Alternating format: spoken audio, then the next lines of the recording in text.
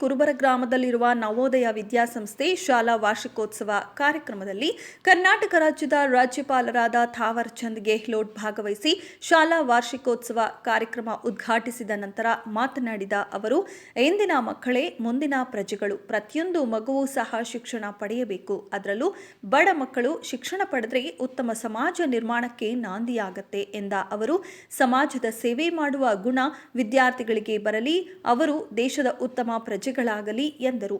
ಮಕ್ಕಳು ಈಗಿನಿಂದಲೇ ಶಿಸ್ತು, ಸಮಯ ಪ್ರಜ್ಞೆಗೆ ಹೆಚ್ಚು ಆದ್ಯತೆ ನೀಡಬೇಕು. ಪ್ರಾಮಾಣಿಕತೆ, ಮಾನವೀಯತೆಯ ಗುಣಗಳನ್ನು ಅಳವಡಿಸಿಕೊಳ್ಳಬೇಕು. ವೈಚಾರಿಕ ವಿಚಾರಗಳು ತಿಳಿದುಕೊಂಡು ಆದರ್ಶ ಸಮಾಜಕ್ಕೆ ಪೂರಕವಾದಂತಹ ಕೆಲಸಗಳನ್ನು ಮಾಡಬೇಕು.